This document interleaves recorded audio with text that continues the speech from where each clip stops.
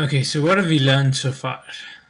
We've learned how to write a model object, and we've learned how to annotate the various fields in the model object so that Hibernate creates a table for us, and then we do the mapping. We've learned how to save this object into the database. We've learned how to retrieve data from the database and create model objects with the data populated. And we've learned to do all that using Hibernate APIs. This is all fine, but we are making one assumption here. We are assuming that the member variables inside this model object can all go inside single columns. We made the assumption that an ID can be just one column. The name member variable can be one column, so and so on. So the example that we've taken allows this. It's possible to have single columns for each member variable because of the data type that it's using. See, they're primitives. ID is an integer, name is a string, address is a string, phone number is a string, date of birth is a single date. So each one of them can be represented as individual columns, which is fine. Now the question is, what if one of these member variables were to be an object instead of just a simple data type which can fit into a column? Say one of these were an object, and that object had a few member variables inside of them, each of them having particular values. Now how would you save that using Hibernate? What if one of them was an array? What if one of them was a list or a set? How would we save that using Hibernate?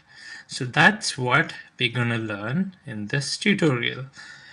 And not just this tutorial, we're going to have a few more tutorials in which we'll explore this option, because there are a few permutations and combinations when it comes to having objects inside objects, or any of these collection objects inside our model object.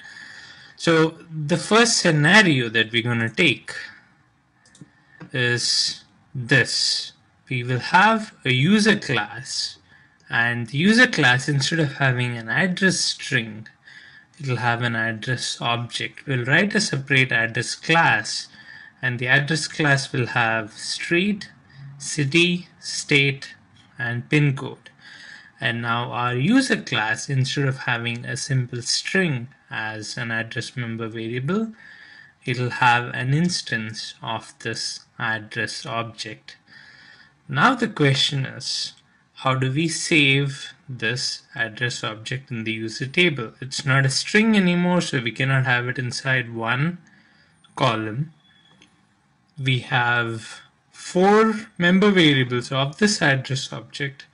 Now how are we going to save all those 4? We'll look at the most simplest implementation for this scenario in this tutorial, and we'll look at a little bit more advanced implementations later on. But as of now, the simplest way to do this is to have each of these member variables of the object inside the user class also to have separate columns. So what I mean to say is, now the user class has an address object, and the address object has some member variables. We're going to treat the member variables of this address object the same way as you would treat member variables of the user class itself. So we'll assume that there is no address object, it's just street, city, state, pin code are 4 other member variables of the user class itself, and we would save it the way we would save 4 member variables. So what we are essentially saying is to have separate columns and have street as a column, city as a column, state as a column, and a pin as a column. So we're assuming that it's almost as if these member variables are member variables of the user class, and so it's not like there's another object and the member variables are of that object. It's almost as if it's just one class and all these are flat member variables. That's how we're going to represent this. This option works fine on a particular scenario, and that scenario is if the object inside this user class is a value object. Now, what do I mean by value object? When dealing with Hibernate, we see two kinds of objects. One is the entity, and one is the value object. Now, an entity is something that we saw earlier. That was the user class. User is an entity. It has an object, needs to be saved as a separate table in the database, and it actually, it's an entity in the sense of the word that it is independent and it contains data that provides meaning about itself. Now, what is a value object then? A value object is an object that has data, and even that has to be saved to the database, but it does not have meaning as of itself. It provides meaning to some other object. Let's take address for example. Address, yes, you can have an address object with the street, city, state, and pin code values all populated, but the address object as of itself does not carry any meaning. When you say address, then you say whose address. It's an address of a user class, just like a name here is name of this user, phone is phone number of this user. The same way, the address is the address of this user. Now, without having a user object, just an address doesn't make sense. Just a phone doesn't make sense. It doesn't have a purpose. So its purpose in life is to provide value to this user object. So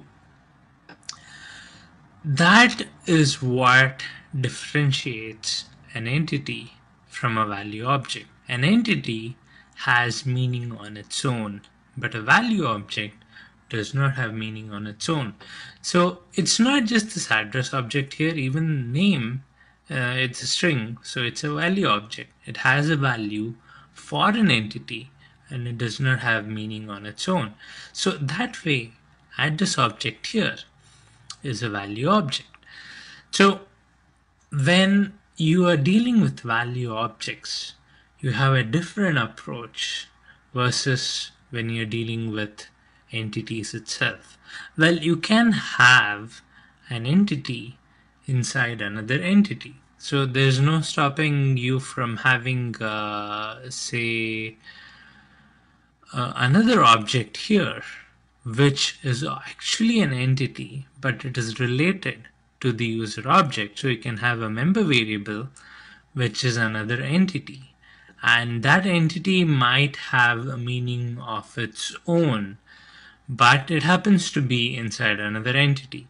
But that's not the case when it comes to the address. Address does not have meaning on its own. It has to be inside a user object, has to be associated with the user object, otherwise there's really no point in having an address object. So that's what makes the address object as a value object. So this approach that we're going to look at in this tutorial can be applied to value objects. So we're going to look at some examples of how we can have an entity inside another entity later, but for now, if you understand what a value object is and how it can be associated to an entity, that should suffice. So this is a value object, and this is the approach that we're going to take. We're going to have the columns separately for this value object. So which works fine because there's no point in having an address as a separate table, Again, as we discussed, it doesn't have meaning on its own. It has to be associated with the entity, so why not have it in the same table? Okay, now let's look at how we implement this in Hibernate. So I'll create a new address class.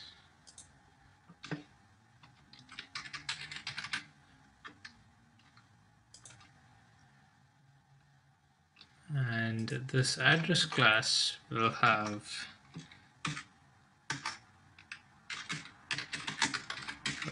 string street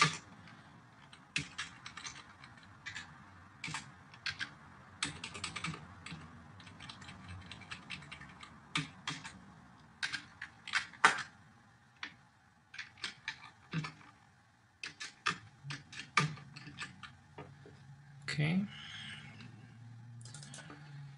city, state, and I'll leave this as a string for the pin code. Okay, and I will generate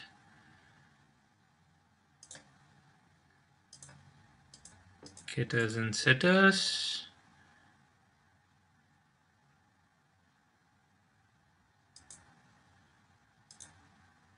For all of them. Now, in order to mark this as a value type, and in order to tell Hibernate not to create a separate table for this, I need to use the annotation at embedded. At embedded tells Hibernate that this object needs to be embedded inside something else. Now, what I'll do is I'll go to the user details class. I don't have much here. I just have the user ID and the username. I'll create a new member variable here for address. And I'll also generate the getters and setters for this.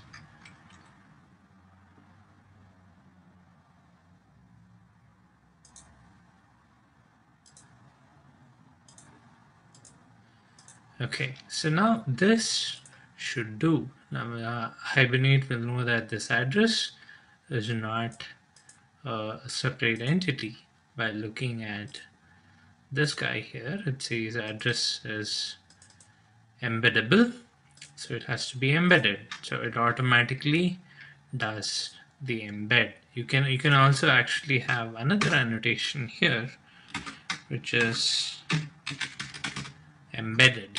Now this embedded again is another clue for Hibernate to say that this is, it's an embedded object. You don't have to do this. This is not mandatory. If you have this class and the class has been marked as embeddable, that should do. It'll tell Hibernate that it has to embed it. It has to put it in the same table, and the table we already defined. So let's run this. I will have to create a value for the address also. Now we have initialized the two users. I'll say address addr equals new address addr dot set street. Okay, I'll have to import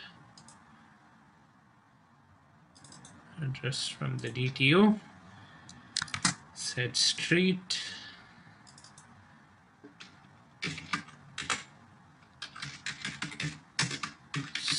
name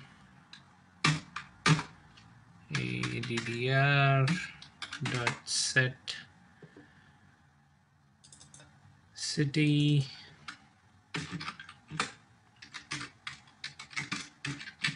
name.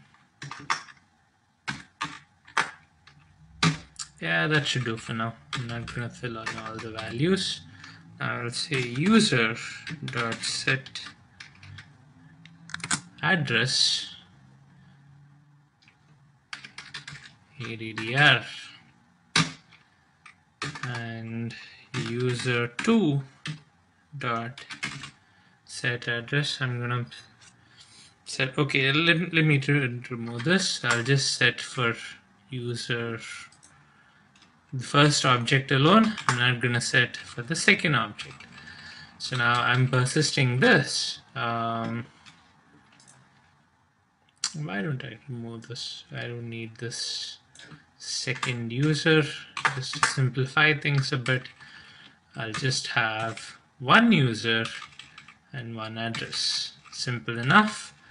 And I will save that user and I'll close. Now let's see what happens if we run this. Yeah, save this.